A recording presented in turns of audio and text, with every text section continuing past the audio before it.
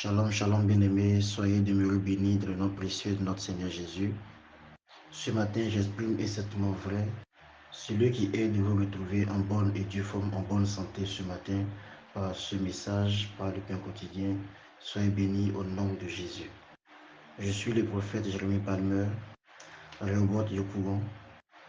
J'ai la lourde charge d'apporter ce matin le pain quotidien. Le glorieux thème qui nous rassemble ce matin, c'est la force du Christ. Je répète, la force du Christ. Et ce thème trouve sa racine dans le livre de Philippiens 4, le verset 13, dont je fais la lecture. Je puis tout par celui qui me fortifie. Belle parole du Seigneur. Amen. Bien-aimés, ce matin, avant de continuer à parler, je veux prier, faire une prière pour quelqu'un. Et cette prière est que la force du Christ soit notre partage au nom de Jésus. Dans toutes nos activités, dans nos familles, dans nos maisons, dans nos entreprises, dans tout ce que nous faisons, que la force du Christ trouve son impact en nous au nom de Jésus, afin que tous nous soyons identifiés par cette force qui est celle du Christ. Amen. Voici ce matin une parole qui est donnée, Amen, et cette parole est tirée du livre de Philippiens. C'est un passage populaire que nous connaissons tous, Amen, qui dit « Je puis tout par celui qui me fortifie ». En d'autres termes, je fais tout, je peux faire tout, je peux acquérir à tout, je peux toucher à tout, je peux accéder à tout par celui qui me fortifie. Celui qui me fortifie, c'est qui? C'est l'Éternel. Dans ce monde, dans cette vie, plusieurs personnes peuvent apporter le soutien, plusieurs personnes peuvent apporter les aides, plusieurs personnes peuvent se disposer, se mettre à notre diapason pour nous aider. Mais nous avons une personne qui est supérieure à toutes ces personnes-là qui peuvent nous aider, parce que un homme peut aider un homme, une femme peut aider une personne, un enfant peut aider quelqu'un. Voilà. À un certain niveau de la vie, nous avons toujours besoin de quelqu'un. À un certain niveau de la vie, nous avons toujours besoin d'une personne pour nous aider. Alléluia. Même Jésus-Christ qui fut, alléluia, ou bien qui est Jésus, la Bible dit, lorsqu'il était sur la terre, il a eu besoin de l'apôtre Pierre, il a eu besoin de l'apôtre Paul, il a eu besoin de Luc, il a eu besoin des apôtres. Alléluia.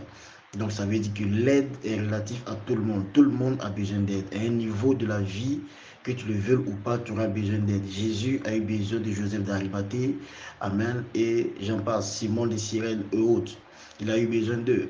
Donc dans la vie de tout un chacun, quelque part, nous avons toujours besoin de quelqu'un. Peu importe la force que tu as, peu importe le niveau que tu atteins, peu importe ton niveau académique, peu importe ton niveau intellectuel, quelque part, tu auras toujours besoin d'une aide. L'aide peut être matérielle, et peut être physique, et peut être spirituelle.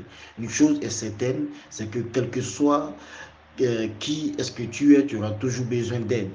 Et ce matin, ici, la Bible nous fait comprendre que par le pain quotidien, Amen, et surtout par le texte, que je puis tout par celui qui me fortifie.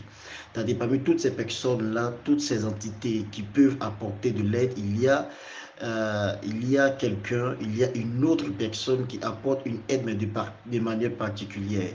Et cette personne, c'est la personne de Jésus-Christ de Nazareth que nous prêchons, que nous louons, que nous célébrons à Rehoboth. Amen. Et la Bible dit, je puis tout par celui qui me fortifie. Celui qui peut fortifier ton âme, celui qui peut fortifier ta vie, celui qui peut te fortifier dans toutes les épreuves de la vie, c'est Jésus-Christ de Nazareth. Celui qui peut te fortifier. Lorsqu'on parle de fortification, bien aimé, cela démontre que quelque part, il y a épreuve. Et lorsqu'il y a épreuve, bien aimé, on a toujours besoin d'être fortifié, parce que les épreuves font partie de la vie. L'Éternel ne nous déconnecte pas des épreuves. Nous donnons notre vie au Seigneur. Nous marchons avec l'Éternel. Nous parlons en langue. Nous prions Jésus-Christ. Nous servons Dieu, mais les épreuves sont toujours là. Peu importe le niveau que tu atteins, peu importe qui tu es, les épreuves seront toujours là. Même le bébé qui vient de naître, l'enfant qui n'est conscient de rien, qui vient de naître, est souvent, pas souvent, est mis sous épreuve, parce que les épreuves, bien aimé, font partie de la vie, et cela depuis le bas âge. Que tu sois une personne en âge hyper avancé, tu sois toujours soumis à des épreuves. Mais devant toutes ces épreuves qui se présentent, la Bible fait comprendre que je serai fortifié par qui? Par quelqu'un, par qui? Par Jésus. Et les épreuves de la vie, bien aimé, peuvent se multiplier ou peuvent se présenter en plusieurs étapes ou peuvent porter plusieurs noms. Être malade pendant des années, bien aimé, cela peut être une preuve. Et je dirais même que c'est une preuve. Être au chômage, être célibataire, et j'en passe. Alléluia. Tout cela constitue des épreuves. Et ces épreuves-là, bien aimés, sont toujours un moyen pour atteindre le sommet avec l'Éternel.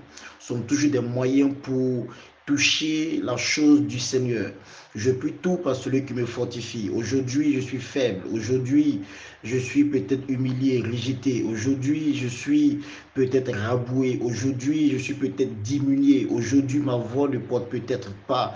Aujourd'hui, je suis une personne qui n'a pas de valeur aux yeux des hommes. Aujourd'hui, je suis une personne qui ne ressemble à rien. Aujourd'hui, je passe inaperçu. Tout le monde me regarde, mais personne ne voit quelque chose de bon en moi. Comme cette parole pouvait dire, est-ce que de Nazareth peut-il sortir quelque chose de bon ou quelqu'un de bon? Bien-aimé, peu importe. Peu importe de là où tu viens, j'ai la grande joie de t'annoncer qu'il y a un nom, il y a une personne, il y a une personnalité de grosse distinction qui a le regard fixé sur toi, sur ta vie, sur ta destinée et qui veut que de par ta vie, tu puisses rendre témoignage. Cette personne, c'est la personne de Jésus.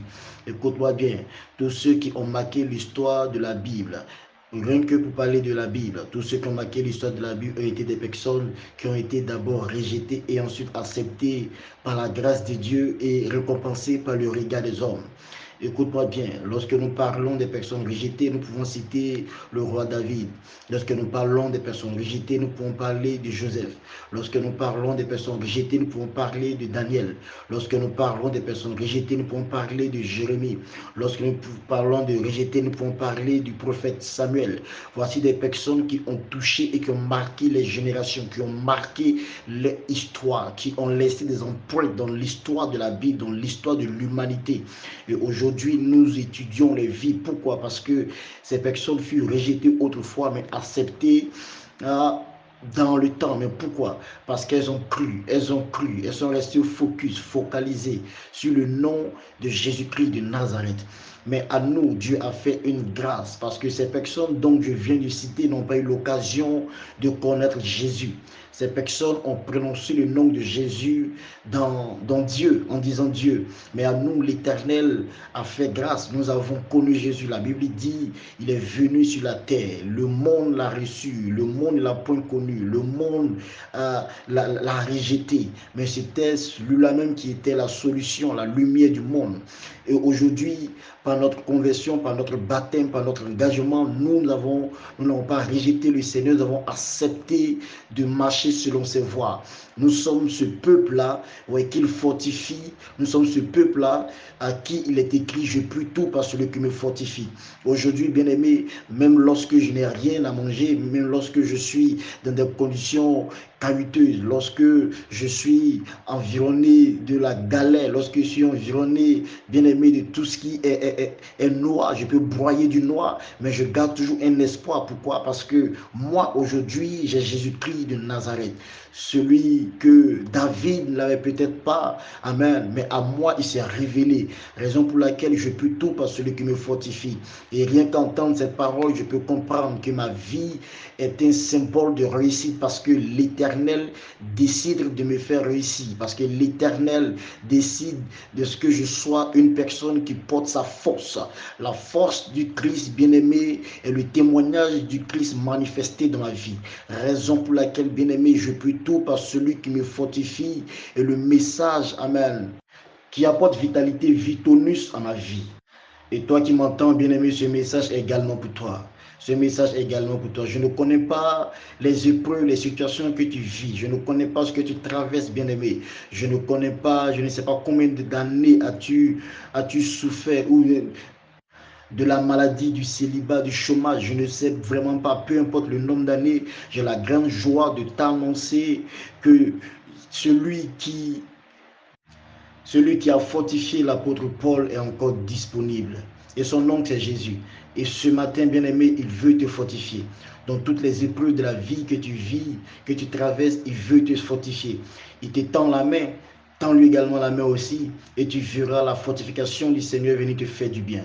Bien-aimé, ce matin, je vais bénir Dieu pour ta vie et je prie que ce message, amen, relève quelqu'un qui était peut-être abattu, qui était peut-être oublié, qui était peut-être sonné, qui était peut-être découragé, qui était peut-être, bien-aimé, débordé par les soucis. Il y a un nom.